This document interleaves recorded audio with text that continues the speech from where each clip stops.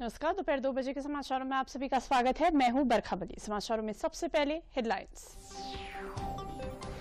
उत्तर प्रदेश में विवाह पंजीकरण को लेकर नियम बदल गए हैं। इलाहाबाद हाईकोर्ट के एक फैसले के बाद आज शाम ने विवाह पंजीकरण के नियम में काफी बदलाव कर दिया है।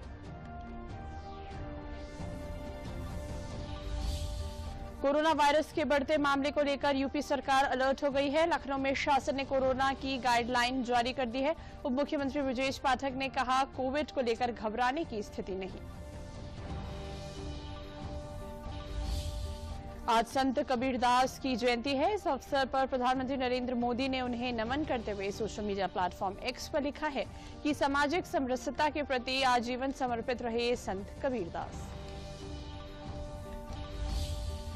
भारतीय अंतरिक्ष यात्री शुभांशु शुक्ला को अंतरिक्ष ले जाने वाले एक्सियोम-4 मिशन का प्रक्षेपण तकनीकी खराबी के कारण फिर हुआ स्थगित। लॉन्च की नई तारीख की घोषणा जल्द। समूचे उत्तर भारत में गर्मी का सितम जारी। राजस्थान में रेड तो दिल्ली में ऑरेंज अलर्ट अगले कुछ दिनों के लिए जारी।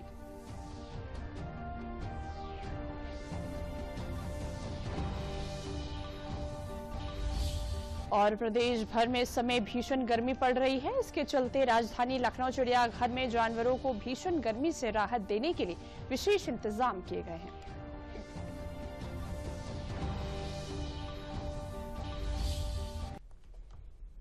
और अब खबरें विस्तार से। उत्तर प्रदेश में विवाह पंजीकरण को लेकर नियम बदल गए हैं। इलाहाबाद हाई कोर्ट के एक फैसले के बाद आईजी सांप ने विवाह पंजीकरण के नियम में काफी बदलाव कर दिया है। अब सहायक निबंधन कार्यालय में विवाह पंजीकरण कराने के दौरान वर और वधू के रक्त संबंधी यानी माता पिता, भाई बहन, दादा दादी, नाना नानी या बालिग पुत्र पुत्री की मौजूदगी अनिवार्य होगी। साथ ही विवाह संपन्न कराने वाले पुरोहित और अन्य का शपथ पत्र लगेगा और विवाह पंजीकरण के दौरान उनकी गवाही भी दर्ज हो सकती है। हालांकि पंजीकरण अधिकारी को यह अधिकार होगा कि अगर वह विवाह की प्रमाणिकता से पूरी तरह से संतुष्ट हो तो वह रिश्तेदारों को उपस्थित होने में आंशिक या पूर्ण छूट दे सकता है। विवाह पंजीयन मामले में प्रदेश सरकार द्वारा किए गए बदलाव पर प्रदेश सरकार के साम पंजीयन मंत्री रविंद्र जायसवाल ने डीडी न्यूज से खास बातचीत में बताया कि इस नियम से लड़कियों के साथ होने वाली धोखाधड़ी पर रोक लगेगी। उत्तर प्रदेश में विवाह पंजीयन नियम में सरकार ने बड़े बदलाव किए हैं। हमारे साथ हैं प्रदेश सरकार के मंत्री रविंद्र जायसवाल जी। इन्हीं से जानते हैं क्या कुछ बदलाव किए गए हैं और इनका क्या कुछ कारण था। शादी विवाह एक सामाजिक सरोकार है, लेकिन यह भी देखा जा रहा था कि बहुत से भारत के लड़कियों को लोग गल्फ कंट्रियों में ले जाते हैं और ये कह के जाते हैं कि यह मेरी बीवी है, जबकि कहीं दुर्घटनाएं के शिकार होती थी। इस माननीय न्यायालय ने यह अपेक्षा किया कि शादी विवाह का पंजीयन सबका हो जाए तो अच्छा रहेगा, ताकि जो गुमराह करके बच्चों के साथ में गलत हो रहा है वो रुकेगा। हम सब लोग 17 में कानून बना विवाह का पंजीयन का, उसमें कुछ कराया गया, संशोधन कराया गया था ताकि लोग अधिक से करा सकें। लेकिन उसका एक और सामने घटना आया कि पश्चिमी पे गाजियाबाद में 28,000 पंजीयन हो गया एक महीने के अंदर। और जब एक क्या था अब तक औसत कि महीने में 150 पंजीयन होते थे, लेकिन जब 28,000 के आसपास पंजीयन हुआ तो किसी ने हाईकोर्ट के अंदर रेड किया कि इतने पंजीयन क्यों हो रहे हैं।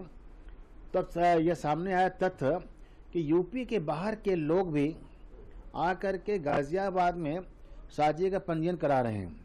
उस दुर्व्यवस्था को रोका जा सके एक नवाचार किया गया है और इसके बाद हम लोग इसी पर व्यवहारिक रूप से देखते हुए एक नई कानून और बनाएंगे। इस पर कानून बनाने की जरूरत है और हम देख रहे थे पिछले काफी समय से खासतौर से लड़कियों को बहला फुसला कर या छद्म रूप से उनको बाहर ले जाने के लिए कहीं न कहीं ये कानून ये एक नियम कारगर साबित हो सकता है। और क्या चीजें इसमें जोड़ी जा सकती हैं?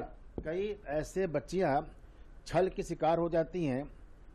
कोई लड़का उनको भला फुसला के ले गया और मंदिर में डाल दिया सिंदूर और कहा कि हम ब्याह कर लिए। फिर उनके साथ में शारीरिक शोषण करता है और बाद में इनकार कर देता है। इसलिए ये कानून को शिथिल बनाया जाए कि मंदिर में न होकर के बल्कि प्रॉपर उनकी शादी का पंजीयन हो जाए, लेकिन उस पंजीयन में भी इतनी शिथिलता न हो जाए कि लोग उसका दुरुपयोग करना शुरू कर देंगे। बच्चियों का संरक्षण, साथ ही साथ में कि जो लोग इस टाइप के लोग हैं लव जिहाद करके इनको बला फंसा रहे हैं, उनको रोका जा सके। और बच्चियों का शादी विवाह का अगर हम करते हैं पंजीयन, तो उससे उनका भविष्य संवरेगा। तो बिल्कुल इस नियम से लड़कियां सुरक्षित होंगी और कहीं न कहीं जिस तरीके से लड़कियों के साथ धोखा होता था, उन सब चीज़ों से निजात मिल सकती है। कैमरामैन आशुतोष के साथ विकास सिंह, डीडी न्यूज़, लखनऊ। देश भर में कोरोना वायरस के बढ़ते मामले को लेकर यूपी सरकार भी अलर्ट हो गई है। लखनऊ में शासन ने कोरोना की गाइडलाइंस जारी कर दी है।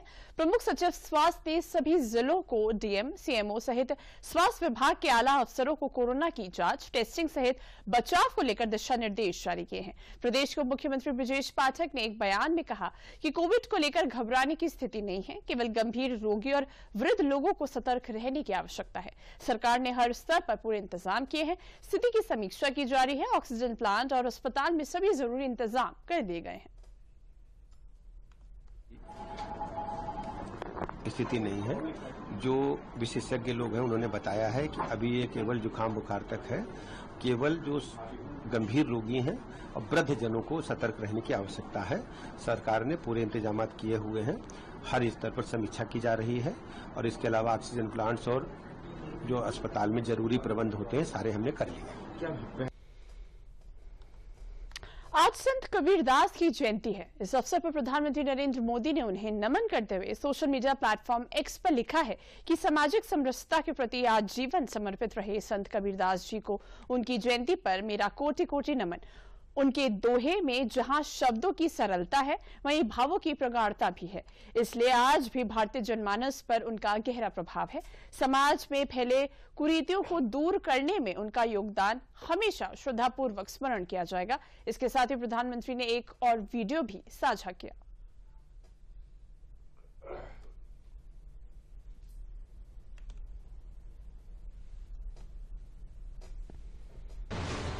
संत कबीरदास जी ने अपनी साखियों और दोहों के माध्यम से सामाजिक समानता, शांति और भाईचारे पर बल दिया।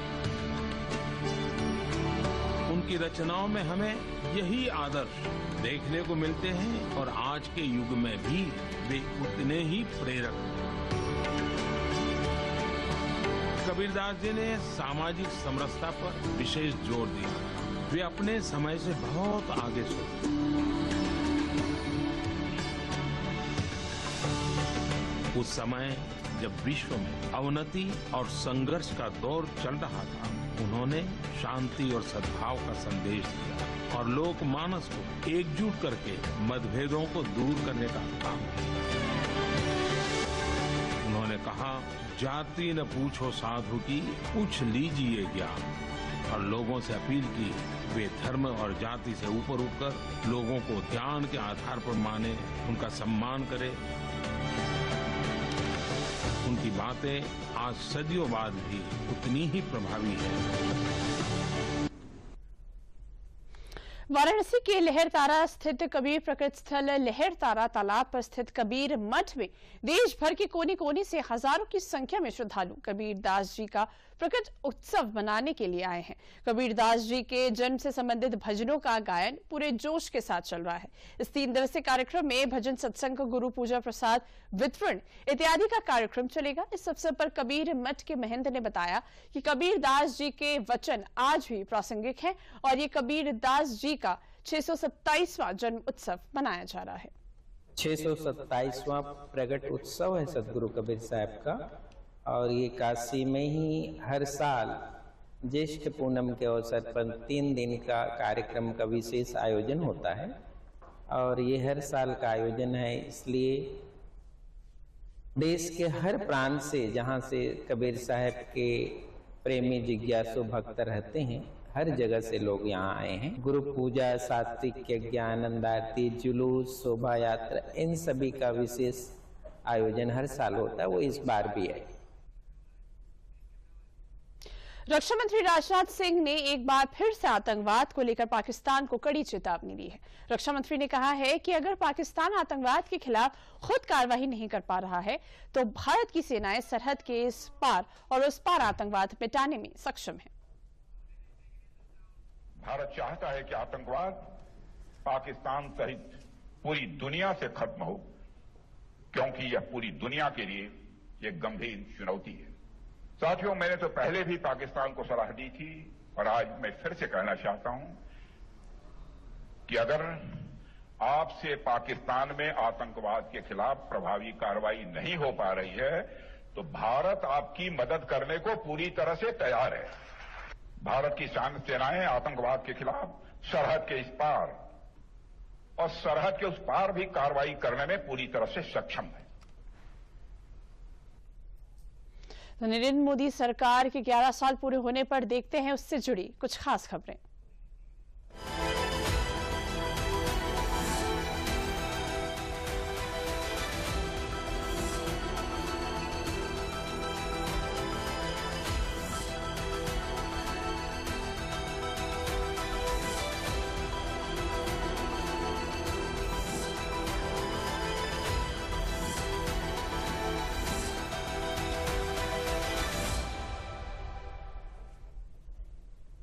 प्रधानमंत्री नरेंद्र मोदी के नेतृत्व में पिछले एक दशक में भारत ने खेलों में अभूतपूर्व उपलब्धियां हासिल की हैं। खेलों को राष्ट्रीय प्राथमिकता बनाते हुए खिलाड़ियों को विश्व स्तरीय प्रशिक्षण, बुनियादी ढांचा और अंतर्राष्ट्रीय प्रतियोगिताओं में भी भाग लेने का अवसर प्रदान किया गया है। खेलों में इंडिया पहले university games, youth games, winter games और पैरा गेम्स जैसे आयोजनों ने न केवल जमीनी स्तर पर प्रतिभाओं को निखारा है बल्कि अंतर्राष्ट्रीय मंचों पर भी शानदार सफलता दिलाई है। आपको दिखाते हैं एक खास रिपोर्ट। भारत में स्पोर्ट्स अब एक कल्चर के रूप में अपनी पहचान बना रहा है और जितना ज्यादा भारत में स्पोर्टिंग कल्चर बढ़ेगा उतना ही भारत की सॉफ्ट पावर भी बढ़ेगी। खिलाड़ियों को अपना प्रदर्शन बेहतर करने, खुद को लगातार कसौटी पर कसने के लिए ज्यादा से ज्यादा मैच खेलना, ज्यादा से ज्यादा प्रतियोगिताओं में हिस्सा लेना बहुत जरूरी होता है। प्रधानमंत्री नरेंद्र मोदी के नेतृत्व में केंद्र सरकार ने अपनी नीतियों में हमेशा इसे सर्वोच्च प्राथमिकता पर रखा।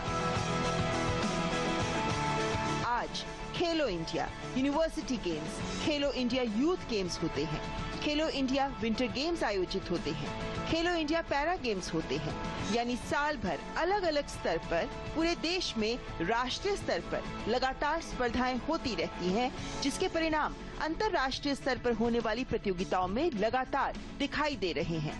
खेल और खिलाड़ियों के प्रोत्साहन पर सरकार का जोर तो है ही, साथ ही इससे एक कदम आगे बढ़ते हुए 2036 में देश में ओलंपिक के आयोजन की भी योजना है।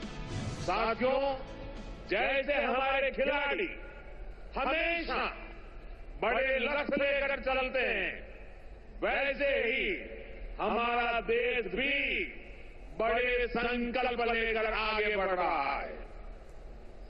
आप सभी जानते हैं कि भारत 2036 ओलंपिक्स की मेजबानी के लिए पूरा जोर लगा रहा है। जब भारत में ओलंपिक होगा तो वो भारत के स्पोर्ट्स को एक नए आसमान पर ले जाएगा। खेल के क्षेत्र में भारत का पिछला एक दशक उत्कृष्ट उपलब्धियों से भरा है, जिसमें ऐतिहासिक उपलब्धियां और वैश्विक स्तर पर पहचान शामिल है। सरकार ने अपनी योजनाओं के जरिए एथलीटों को उनके करियर के हर दौर में सहायता प्रदान की। वित्त वर्ष 2025-26 के लिए युवा कार्यक्रम और खेल मंत्रालय को 3,794 करोड़ रुपए आवंटित किए गए। खेलो इंडिया के लिए 1,000 करोड़ रुपए, एनएसएफ के लिए 400 करोड़ रुपए और एसएआई के लिए 830 करोड़ रुपए शामिल हैं। खेलो इंडिया और पंचायत युवा क्रीड़ा और खेल अभियान जैसी पहल से ग्रामीण क्षेत्रों के एथलीटों की व्यापक भागीदारी सुनिश्चित की जा रही है। बुनियादी ढांचे के निर्माण और ग्रामीण व जमीनी स्तर पर प्रतिभा को बढ़ावा देने पर भी ध्यान केंद्रित किया गया है। दिव्यांगों के लिए खेलकूद जैसी योजना से समावेशी और सहभागी खेलों को भी बढ़ावा मिला है। राष्ट्रीय खेल पुरस्कार की विभिन्न श्रेणियों में उत्कृष्ट उपलब्धियों और खेल कौशल को सम्मानित किया जा रहा है। प्रधानमंत्री नरेंद्र मोदी खेल को भारत के सर्वांगीण विकास का एक प्रमुख माध्यम मानते हैं। उनका कहना है कि जब कोई देश खेलों में आगे बढ़ता है तो देश की साख भी बढ़ती है, देश का प्रोफाइल भी बेहतर होता है। इसीलिए आज खेल भारत के विकास से जुड़ गया है। केंद्र सरकार के 11 साल पूरे होने पर बरेली में प्रबुद्ध जन सम्मेलन प्रोफेशनल मीट का आयोजन किया गया, जहां पशुधन मंत्री धर्मपाल सिंह ने जनता से रूबरू होकर केंद्र सरकार की 11 साल की उपलब्धियां गिनाई। इस अवसर पर पशुधन मंत्री धर्मपाल सिंह ने कहा कि प्रधानमंत्री नरेंद्र मोदी ने देश की छवि पूरी दुनिया में सुधारने का काम किया है। प्रधानमंत्री नरेंद्र मोदी ने देश में पिछले 11 सालों में वो कर दिखाया जो कांग्रेस 64 सालों में नहीं कर पाई। उन्होंने कहा कि धारा 370 का हटाया जाना कानूनों में बदलाव देश के लिए नई इबारत है। देखिए, माननीय नरेंद्र मोदी प्रधानमंत्री जी 11 वर्ष बहुत अनोखे हैं। सेवा, सुशासन, गरीब कल्याण के 11 वर्ष और इसके बाद बेहतर सुरक्षा। बेहतर सुरक्षा का अर्थ है सुरक्षा दो तरीके की होती है। अंदरूनी आंतरिक सुरक्षा पुलिस करती है और बाहरी सुरक्षा सेना करती है। तो बाहरी सुरक्षा, देश की रक्षा की सुरक्षा, सीमाओं पर प्रहरी खड़े हुए आतंकवाद का सफाया हो रहा है। आतंकवाद को जिस तरीके से निपटाने का काम नई पैमाने मोदी जी ने किया है, आतंकवाद खत्म हो जाएगा। जो पहलगांव की जो घटना है, ऑपरेशन सिंदूर ने एक सबक सिखाया है आतंकवादियों को। भारतीय वायुसेना के ग्रुप कैप्टन शुभांशु शुक्ला का अंतरिक्ष मिशन एक्सियोम 4 आज एक बार फिर से टल गया है। पोस्ट स्टैटिक फायर बूस्टर परीक्षण के दौरान लिक्विड ऑक्सीजन के रिसाव का पता चला, जिसके बाद मिशन को स्थगित करना पड़ा। केंद्रीय मंत्री जितेंद्र सिंह ने बताया कि इसरो, एक्सियोम और स्पेस एक्स टीमों की संयुक्त समीक्षा के बाद इस खराबी को सुधारने और लिफ्ट ऑफ से पहले दोबारा स्थापित करने का निर्णय लिया गया। मिशन की सुरक्षा, सटीकता, उत्कृष्टता के लिए प्रतिबद्धता जताई गई और कहा कि तकनीकी खराबियों को दुरुस्त करने के बाद लॉन्च की नई तारीख जारी की जाएगी। जीवन का आधार जल है, जल है तो बेहतर कल है। तभी तो प्रधानमंत्री और मुख्यमंत्री बुंदेलखंड की जल की समस्या को लेकर फिक्रमंद है। बुंदेलखंड के ललितपुर में 12 नदियों को पुनर्जीवित किया गया है, जिनमें 3 का काम पूर्ण हो गया है और 9 पर काम चल रहा है। जालौन में नून नदी को पुनर्जीवित किया गया, जिससे 47 गांव के हजारों किसानों को इसका लाभ मिलेगा। कूच, टेकोर, कदौरा में और महोबा ब्लॉक के गांव में सिंचाई की सुविधा बढ़ेगी। जन चेतना लाकर नदियों को पुनर्जीवित करने का एक कार्य लोगों को प्रेरणा देता रहेगा। केन और बेतवा को लिंक करने का लाभ ही बुंदेलखंड को मिलेगा। इसके सभी चंदेल कालीन तालाब, झील और नदियों तक पानी पहुंचाया जाएगा, जिससे बुंदेलखंड में पानी की समस्या दूर हो जाए। प्रधानमंत्री जी ने अपने उद्बोधन में 2 बार जल सहेलियों का जिक्र किया है और 6 नदियों के पुनर्जीवन में सफलता पाई है, जिसमें ललितपुर में बरुआ, झांसी में घुरारी और कनेरा और इसके अलावे टीकमगढ़ में हमारी बारगी नदी है और छतरपुर में हमारे बछेड़ी और हमारी खोड़न नदी। इतनी तो नदियों को हम अब तक जिंदा कर चुके हैं और ये जल सहेलियों के प्रयास से ही संभव है। देखिए, मैं आपको ये बताना चाहूँगा कि बुंदेलखंड अपनी एक बड़ी ही विशिष्ट पारिस्थितिक स्थिति में है और यहाँ पर जल का महत्व तो दुनिया के हर कोने में ही है, किंतु बुंदेलखंड के परिप्रेक्ष्य में यदि हम देखें तो जल संरक्षण और जल संवर्धन इस पूरे खंड का एक बहुत महत्वपूर्ण विषय है।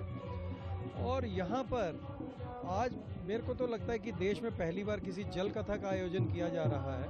ये हमारे यहाँ की जो मुख्य इसमें बहती हुई अंदर की नदी है वो नून नदी है और ये 47 ग्राम पंचायत से होकर के गुजरती है और 81 किलोमीटर की लंबाई में थी और ये सतोह जो हमारा कोंच ब्लॉक है वहाँ से निकलती है और ये अपने उद्गम स्थल से करीब 15 किलोमीटर तक एकदम से समतल हो गई थी, तो ना इसमें जल ग्रहण की क्षमता रह गई थी, ना पानी खींचती थी। तो बरसात के दिनों में वाटर लॉग हो जाता था और फरवरी जनवरी तक आते आते सूख जाती थी। तो हमने इन सभी जो ग्राम पंचायतें थी इनमें जल चौपाल का आयोजन कराया, लोगों को मोटिवेट किया। सभी छोटी और जो पुरानी इस तरह की नदियां थी उनको मैपिंग की, तो लगभग छोटी बड़ी मिला के 20 नदियों की मैपिंग की, और जिसमें से 12 नदियों पे हमने 91 किलोमीटर का काम लिया, और इनमें से 3 नदियों का कार्य पूर्ण रूप से गत वर्ष पूर्ण हो गया। जो रिमेनिंग 9 नदियां हैं उसमें इस समय काम चल रहा है। उसके अतिरिक्त इन नदियों में मिलने वाले लगभग 370 नालों की भी हमने डिजिटल मैपिंग की, और उसमें से भी 170 नालों पे इस वर्ष कार्य लगाया गया। दिल्ली एनसीआर समेत समूचा उत्तर भारत इन दिनों भीषण गर्मी की चपेट में है। तमाम शहरों में पारा 40 से 50 डिग्री सेल्सियस को भी पार कर गया है, तो कई राज्यों में गर्मी का रेड, येलो और ऑरेंज अलर्ट भी जारी किया गया है। गर्मी और लू के चलते सामान्य जनजीवन जो है वो खासा प्रभावित होता हुआ नजर आ रहा है। भारतीय मौसम विभाग के मुताबिक आगामी 2 दिन तक हीट वेव जारी रहने वाली है। मौसम विभाग ने दिल्ली के लिए ऑरेंज अलर्ट जारी किया है। दिल्ली के तमाम इलाकों में पारा 45 डिग्री को पार कर गया है। हरियाणा, पंजाब में भी लू का अलर्ट जारी किया गया है। साथ ही साथ मौसम विभाग ने उत्तर प्रदेश, हिमाचल प्रदेश, जम्मू कश्मीर, मध्य प्रदेश के कई जिलों में हीट वेव को लेकर चेतावनी जारी की है। आगामी 2 दिन तक हीट वेव जारी रहने का अनुमान है। प्रदेश भर में इस समय भीषण गर्मी पड़ रही है, जिससे मानव तो मानव, जानवर भी इससे काफी परेशान हैं। जानवरों को भीषण गर्मी से राहत देने के लिए लखनऊ चिड़ियाघर में विशेष इंतजाम किए गए हैं। लखनऊ चिड़ियाघर की निदेशक अदिति शर्मा ने बताया कि पिछले 10 दिनों से गर्मी बढ़ती दिख रही है। बाड़ों को ढकने के लिए चटाई और अन्य व्यवस्थाएं की गई हैं। स्प्रिंकलर लगाए गए हैं, पानी की व्यवस्था की गई है, तालाबों में पानी भरा गया है। बढ़ती गर्मी को देखते हुए ऐसे सभी प्रयास किए जा रहे हैं।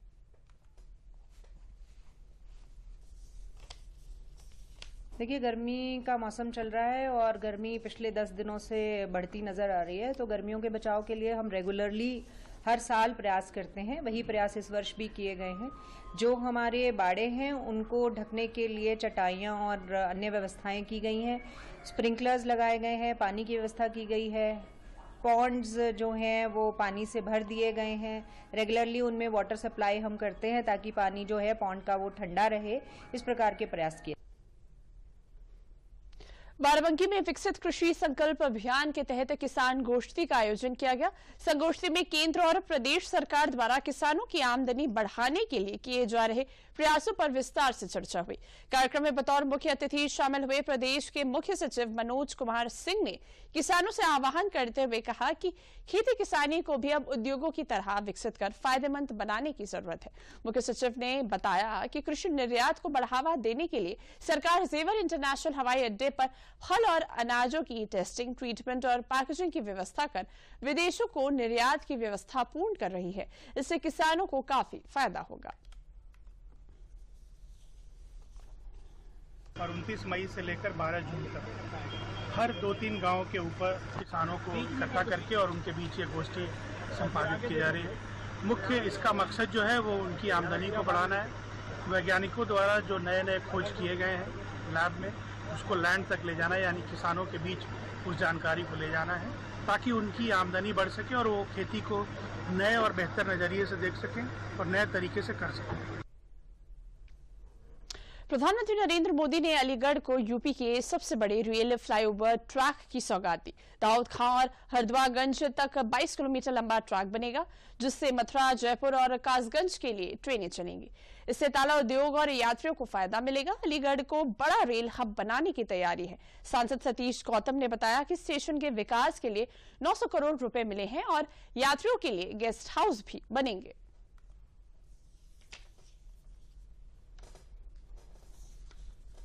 अलीगढ़ स्मार्ट सिटी का में पास हुआ है और आज अलीगढ़ रेलवे स्टेशन के लिए 900 करोड़ रुपए माननीय मंत्री जी अश्विनी वैष्णव जी के द्वारा स्वीकृत किए गए हैं।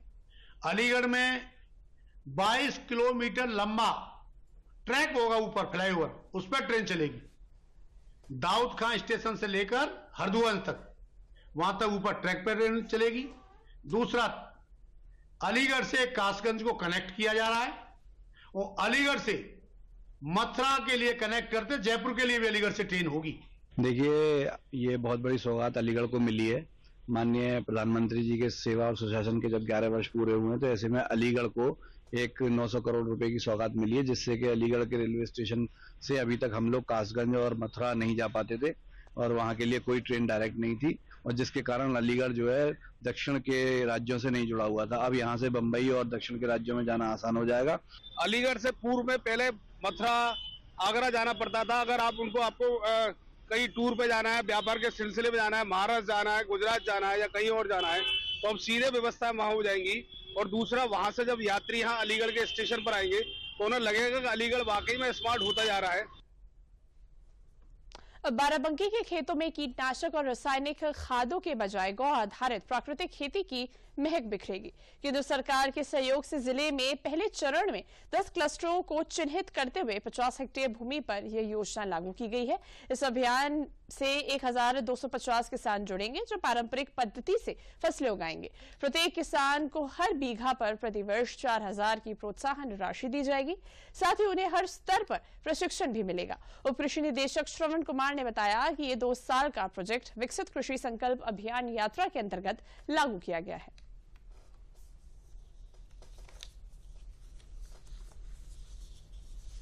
सामान्यतः जो रसायनों का प्रयोग है वो बहुत तेजी से बढ़ रहा है और ऐसे ऐसे विषैले रसायनों का प्रयोग किया जा रहा है कि जो स्वास्थ्य, पर्यावरण और हमारे जो और भी जीव जंतु हैं, जानवरों हैं, उनके लिए भी बहुत ही हार्मफुल है। साथ ही साथ जो हमारी मृदा है उसका स्वास्थ्य भी प्रभावित हो रहा है।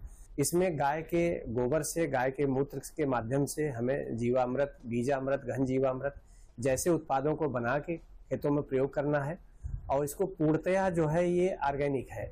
दरअसल सरकार की जो पहल है वो किसानों के लिए वरदान है। अपने अपने समय में बहुत सरकारें अपने अपने मिशन चलाए हैं, लेकिन सरकार का, वर्तमान सरकार का जो मिशन चल रहा है गौ आधारित प्राकृतिक खेती, वास्तव में खेती को कैसे डेवलप किया जाए, किसान को कैसे डेवलप किया जाए, इसका मूल मंत्र इसमें है। किसानों को 4000 रुपये सरकार की तरफ से अनुदान दिया जा रहा है, जिससे कि इस विधि से खेती करने के लिए जो सामग्री की आवश्यकता होती है किसान लें और अपना खेती करना शुरू करें। जब हम अच्छी चीज़ खाएंगे, रसायन मुक्त चीज़ें खाएंगे तो हमारे कोई रोग नहीं होगा। हम पिछले जो है कई साल से कर रहे हैं और केला कर रहे हैं, अफीम की खेती कर रहे हैं, गेहूं, धान कर रहे हैं, ड्रैगन फ्रूट कर रहे हैं, जो प्योर प्राकृतिक रूप से हम कर रहे हैं। आजमगढ़ जिले के हरिऔध कला केंद्र में मुख्यमंत्री युवा उद्यमी विकास अभियान के अंतर्गत मेगा ऋण मेले का आयोजन किया गया। इस आयोजन का उद्देश्य बैंकों में लंबित पड़े ऋण आवेदनों की शीघ्र निस्तारण कर युवा उद्यमियों को आर्थिक सहायता प्रदान करना था। इस आयोजन में विभिन्न बैंकों की सहभागिता रही। जिलाधिकारी रविंद्र कुमार और बैंक अधिकारियों की उपस्थिति में पात्र युवा उद्यमियों को 5 लाख रुपए तक के ब्याज रहित ऋण के चेक वितरित किए गए। जिलाधिकारी रविंद्र कुमार ने बताया कि जिन युवाओं ने विभिन्न ट्रेडों में प्रशिक्षण प्राप्त किया है और जिनके ऋण आवेदन किसी कारणवश बैंकों में अटके थे, उन्हें इस मेले में प्राथमिकता के आधार पर ऋण प्रदान किया गया।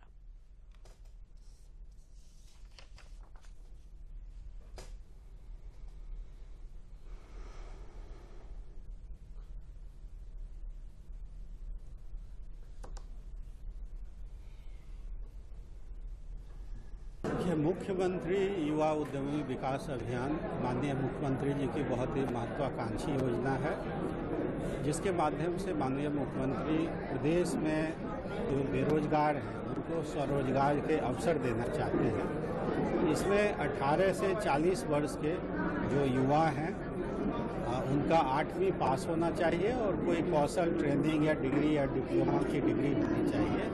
उनको बैंक द्वारा 5 लाख तक का लोन 4 साल तक इंटरेस्ट फ्री दिया जाता है। इस जनपद में अच्छी प्रगति हुई है। उसमें जो लोन सैंक्शन थे परंतु किंचित कारणों से डिस्बर्स नहीं हो पा रहे थे, उनकी संख्या लगभग 500 थी।